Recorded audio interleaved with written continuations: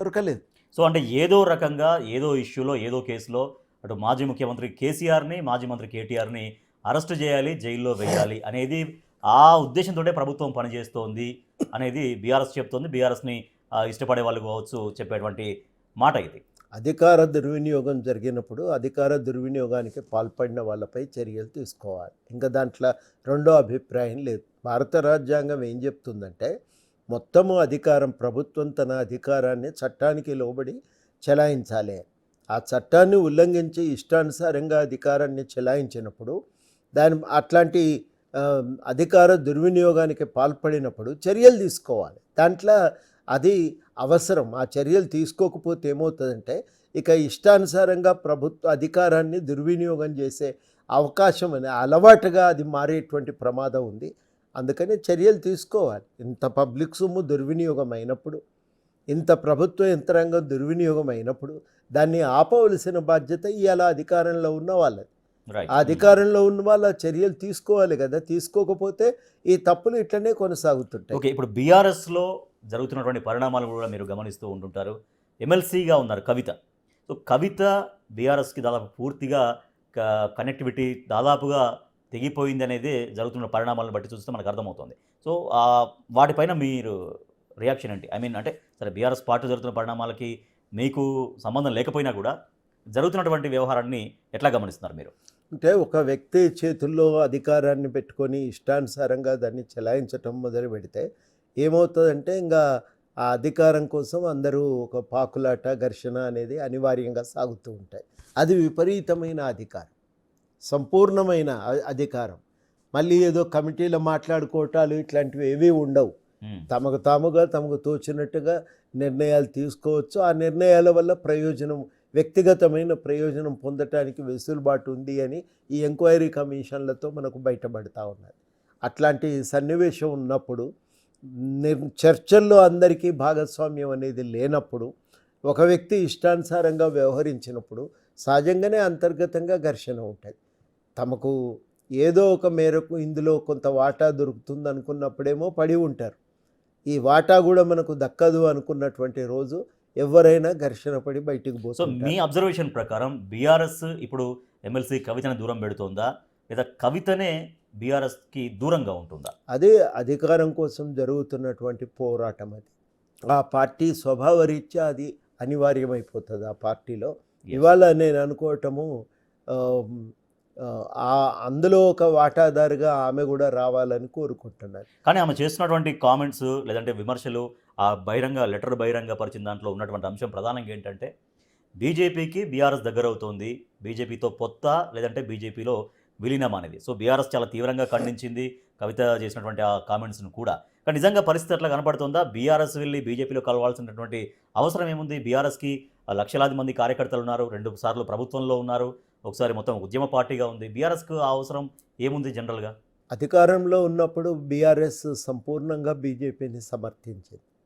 ఎందుకు సమర్థించిందంటే ఢిల్లీలో జాతీయ స్థాయిలో ఆ ప్రభుత్వం ఉంది కాబట్టి ఆ ప్రభుత్వంతో ఉండే సన్నిహితమైన సంబంధాలను కాపాడుకోగలిగితే తాము రాష్ట్రంలో రావాల్సిన వనరులను సాధించుకోవటంలో కానీ కావలసిన విధానాలకు మద్దతును పొందటానికి కానీ ఉపయోగపడుతుందని భావించారు. అదే రకంగా ఇవాళ కూడా ఒక జాతీయ స్థాయిలో ఉన్నటువంటి పార్టీతో దగ్గరగా ఉంటే ఇక్కడ ఉన్న ఏదన్నా కేసులు వచ్చినా ఇంకొకటి వచ్చినా తట్టుకోవటానికి ఉపయోగపడుతుందనే ఆలోచన ఉండవచ్చు. బీజేపీకి ఉన్న కొన్ని ఓట్లు కూడా కలిస్తే దాంతో మనం గెలవగలము, మళ్ళీ అధికారంలోకి రాగలమనే ఆలోచన అయినా ఉండవచ్చు. ఇందులో ఏ ఆలోచనతోనైనా బీఆర్ఎస్ బీజేపీ గురించి ఆలోచించటానికి, కొంత సాన్నిధ్యాన్ని పెంపొందించుకోవటానికి ఒక ప్రయత్నం చేస్తుంది కదా. అది సహజసిద్ధంగా జరిగేటువంటి పరిణామం. ఎట్లాగూ ఇక్కడ ఉన్న కాంగ్రెస్ ప్రభుత్వానికి బీజేపీకి అయితే పొత్తు కుదరదు. అవి రెండు జాతీయ స్థాయిలో ఘర్షణ పడుతున్నటువంటి సంస్థలు. ఈ ఘర్షణ పడుతున్నటువంటి సంస్థల మధ్య ఉన్న వైరుధ్యాన్నైనా తాము ఏదో ఒక మేరకు ఉపయోగించుకోగలిగితే తమ మీద వస్తున్నటువంటి అభియోగాల నుంచి రక్షణ పొందే అవకాశం ఉంటుందని కూడా భావించవచ్చు బీఆర్ఎస్. కనుక ఏ కోణం నుంచి చూసినా కొంత సాన్నిధ్యాన్ని కాపాడుకునే, ఆ సంబంధాలను కాపాడుకోవటానికి ఒక ప్రయత్నం అయితే బీఆర్ఎస్ చేస్తూనే ఉంటుంది. ఓకే, మరొకటి ఇప్పుడు బీసీలకు రిజర్వేషన్ల విషయంలో కూడా కవిత ధర్నా చేశారు, అదొకటైతే మొన్న మొత్తం కాంగ్రెస్ ప్రభుత్వం అంతా ముఖ్యమంత్రి సహా అందరూ ఢిల్లీలో ధర్నా చేశారు. నిజంగా 42% బీసీ రిజర్వేషన్ అనేది మరి సాధించే ప్రయత్నం ఇంకా గట్టిగా కాంగ్రెస్ ప్రభుత్వం చేస్తుందా? బీజేపీ ఒప్పుకుంటుందా? ఒకవేళ ఒప్పుకోకపోతే ఏంటి పరిస్థితి? బీజేపీ ఈ 42% రిజర్వేషన్లను అంగీకరించటం వల్ల రాజకీయాలకు ఉన్న పునాది విస్తరిస్తుంది, బలపడుతుంది. ఎందుకంటే ఎక్కువ మంది ప్రజలు భాగమవుతారు, విధాన నిర్ణయంలో భాగమవుతారు. ఎంతమంది భాగమైతే అంత లాభం కదా. అందరి ప్రయోజనాలు కూడా నిర్ణయాలు చేసేటప్పుడు అవన్నీ కూడా దృష్టిలోకి తీసుకోవాల్సిన అవసరం ఏర్పడుతుంది. మనకు తెలియని విషయం కాదు ఇది. ఓట్లు ఉన్నాయి వీళ్ళవి, ఇవి మనకు ఉపయోగపడతాయి అనుకున్నప్పుడు వాళ్ళ ప్రయోజనాలకు భంగం కలగకుండా ప్రభుత్వాలు జాగ్రత్త పడతాయి నిర్ణయాలు చేసేటప్పుడు. ఓకే. కాబట్టి ఆ భాగస్వామ్యం ఎంత పెరిగితే అంత మంచిది, ప్రతి సమాజానికి మంచిది, భారతదేశ పురోగతికి మంచిది. ఆ వర్గాలకు భాగస్వామ్యం కల్పించటం అనేది ఇవాళ ప్రజాస్వామ్య సమాజాలలో అది ప్రాథమికమైనటువంటి సూత్రం అది. కాబట్టి దాని విషయంలో నేను అనుకోవటము రాష్ట్ర ప్రభుత్వం చేస్తున్న డిమాండ్ సమంజసమైందే. కేంద్రం దాన్ని అంగీకరించి రక్షణ కల్పించడానికి నిర్ణయాలు తీసుకోవాలి. కానీ మేము ఇక్కడ రాష్ట్రంలో చేయాల్సింది చేశాము, తర్వాత ఢిల్లీ లెవెల్లో కూడా ప్రెజర్ చేశాము అన్న ఇంప్రెషన్ మాత్రమే బీసీ వర్గాలకు ఇచ్చే ప్రయత్నమే. తర్వాత ఒకవేళ చేయకపోతే కాకపోతే కేంద్రం పైన నెట్టేసే ప్రయత్నం మాత్రమే ఇక్కడ కాంగ్రెస్ ప్రభుత్వం చేసింది అనేది ఒక విమర్శ వస్తుంది. సో ఆ విమర్శకి ప్రభుత్వం ఏం సమాధానం చెప్పే అవకాశం ఉంది? ఆ విమర్శ ఇప్పుడు ఎవరైనా ఏం చేస్తారండి, కేంద్ర ప్రభుత్వాన్ని అడుగుతారు, చట్టం చేసిండ్రు, కేంద్రానికి నివేదించిండ్రు, కేంద్ర ప్రభుత్వం నుంచి సాధించుకోవటానికి రాజకీయపరమైన ఒత్తిడి పెట్టిండ్రు. అంతకుమించి ప్రజాస్వామ్యంలో ఇంకొక మార్గం ఏం లేదు కదా, కత్తులు దూసే అవకాశం అయితే లేదు కదా. న్యాయమైన మార్గము, చట్టము అంగీకరించిన మార్గంలో పోయినరు. దానికి అంతకుమించి ఇంకో చేసే ఆ వెసులుబాటు లేదు. ఇప్పుడు ఏం చేయాలి అంటే ఆలోచించుకోవాల్సిన విషయం. వీలైనంత వరకు అవకాశాలను విస్తరించే ప్రయత్నం అయితే తన పరిధిలో తాను ఎట్లా చేస్తుంది అనేది కాంగ్రెస్ ముందు బాధ్యత ఉంది. మాకు తోచిన సలహాలు కూడా మేము తప్పకుండా పార్టీకి మేము అందజేసే ప్రయత్నం చేస్తాం. ఇది ఒక భాగం. రెండవ భాగం ఏంటంటే ఒక కులగణన జరిగింది, సామాజిక ఆర్థిక సర్వే జరిగింది. ఈ సర్వే ప్రకారం ఎవరు వెనుకబడి ఉన్నారు, ఏ స్థాయిలో వెనుకబడి ఉన్నారు అనేది కూడా ఒక అంచనా ఉంది. దానిపైన ఈ మధ్యనే కమిటీ అధ్యయనం చేసి కొన్ని సూచనలు కూడా చేసింది. ఆ సూచనల ప్రకారం మనం అభివృద్ధిలో వాళ్ళను వాటాదారులుగా చేసే ప్రయత్నం చేయాలి. ఇది రెండవది. ఈ రెండు కూడా ప్రభుత్వం కనుక చేయగలిగితే బీసీ వర్గాలకు న్యాయం జరగటం అనేది ఒక భాగం అయితే, మొత్తంగానే తెలంగాణ అభివృద్ధిలో వాళ్ళు కూడా వాటాదారులు అవుతారు.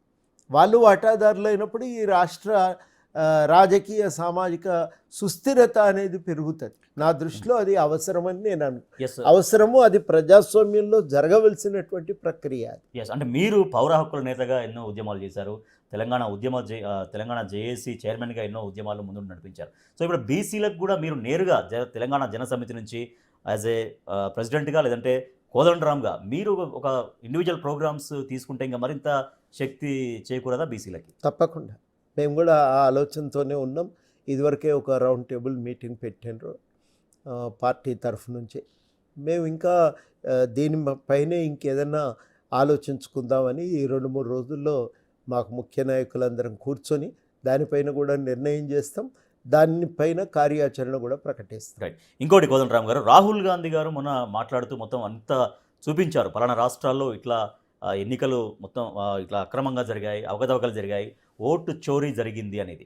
లోక్సభ ఎన్నికల్లో తర్వాత కొన్ని రాష్ట్రాల అసెంబ్లీ ఎన్నికల్లో కూడా విపరీతంగా ఓట్ల చోరీ జరిగింది అనేది రాహుల్ గాంధీ చేసినటువంటి ఆరోపణ. బీజేపీ వారు సాక్ష్యాలతో దాన్ని బయట పెట్టారు. ఇదివరకంటే మామూలుగా మాట్లాడేది. వారు ఏం చేసిండ్రంటే ఈసారి ఒక పార్లమెంటరీ నియోజకవర్గాన్ని ఎంచుకొని ఎక్కడెక్కడ అవకతవకలు జరిగినాయి, ఎవరెవరు ఓట్లు పోయినాయి, ఎందుకు పోయినాయి అనేది వాళ్ళు సర్వే చేసి దాని వాస్తవాలను బయటికి తెచ్చి దీనివల్ల ఒక రిజల్ట్ మారిపోయింది. ఎన్నికల కమిషన్ నిర్దిష్టమైన సమాధానం చెప్పాలి. మీరు అఫిడవిట్ వేయండి అని అడుగుతూ తప్పించుకునే ప్రయత్నం చేయటం కంటే ఎన్నికల కమిషన్ నిర్దిష్టంగా ఆ ఆరోపణల మీద ఎంక్వైరీ చేయాలి. తప్పుకు బాధ్యులు ఎవరో వాళ్ళని శిక్షించాలి. ఆ తప్పులు పునరావృతం కాకుండా సరిచేయటానికి ప్రయత్నం చేయాలి. ఇక రెండవది, బీహార్లో జరుగుతున్న స్పెషల్ ఇంటెన్సివ్ దాని రివ్యూ జరుగుతుంది, సమీక్ష జరుగుతుంది. సర్ అని అంటున్నారు దాన్ని. అవును. yes. ఇది సమీక్షలో ఏం చేస్తున్నారంటే ఓటర్ ఐడి కార్డును కానీ లేకపోతే ఆధార్ కార్డును కానీ గుర్తింపు కార్డుగా స్వీకరించట్లేదు. Hmm.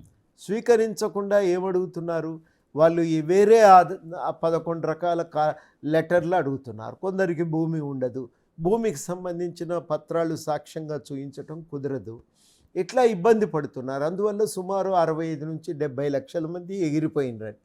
ఎగిరిపోతున్న వాళ్ళందరి కూడా మీరు లెక్కలు ఆ గ్రామాల్లో పెట్టి నీ పేరు లేదయ్యా ఈ కారణం చేత తీసినమని చెప్పండి. Hmm. వాళ్ళని మళ్ళీ రిజిస్ట్రేషన్ చేసుకోవటానికి ఆధార్ కార్డును కూడా అంగీకరించి, ఒక గుర్తింపు కార్డుగా అంగీకరించి వాళ్ళకి మళ్ళీ అవకాశం ఇవ్వండి అని చెప్పి కోర్టు ఆదేశం జారీ చేసింది. మరి ఈ ఆదేశాల ప్రకారం ఇప్పుడు అమలు చేయమని చెప్పి అందరూ కూడా కోరుతున్నారు.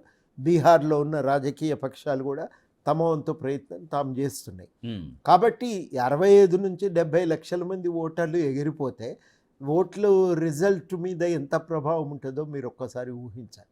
చాలా పెద్ద ప్రభావం చూపుతుంది. Hmm. రెండోది చాలా కీలకం. నేను అక్కడ పనిచేస్తున్న మిత్రులను అడిగిన, యోగేంద్ర యాదవ్ గారితో కూడా నేను ఫోన్లో మాట్లాడిన. వారు అంటున్న పెద్ద అభియోగం ఏంటంటే పేద ప్రజలే ప్రధానంగా ఇందులో ఎగిరిపోతున్నారు. అంటే పేద ప్రజలందరినీ ఓట్ల నుంచి దూరం చేసే ఒక ప్రయత్నం జరుగుతూ ఉంది. వాళ్ళకే ఓటు హక్కు అవసరం, పౌరులుగా బతకటానికి, ఇజ్జత్తో జీవించడానికి కీలకమైనది. అవును. అట్లాంటి వర్గాలకే ఇవాళ ఓటు హక్కు లేకుండా చేస్తే వాళ్ళని రేపు భారతదేశం ప్రజాస్వామ్యంలో భాగం కాకుండా చేస్తే అంతకంటే పెద్ద అన్యాయం మరొకటి లేదు. ఇది ఓటు అంటే ఒక ఉనికి, మనం ఉన్నాము, ఉనికి మనం ఒక బాధ్యతమైనటువంటి ఊళ్ళల్లో పౌరులుగా అంటారు ఉన్నాం. కదా, నేను చచ్చిపోయినా నేను ఉన్నా కదా నాకెందుకు ఇస్తలేరు ఓటు అని. Hmm. కాబట్టి ఆ రకంగా ఓటు హక్కును నిరాకరించటం అంటే అభివృద్ధిలో వాళ్లకు వాటాను కూడా నిరాకరించటమే. Hmm. ఈ అభివృద్ధిలో వాటాను కూడా నిరాకరించటం అంటే ఉన్న అసమానతలను తీవ్రతరం చేయటం తప్ప మరొకటి కాదు. ఇది చాలా తీవ్రమైనటువంటి పరిణామాలను చూపుతుంది దీర్ఘకాలికంగా.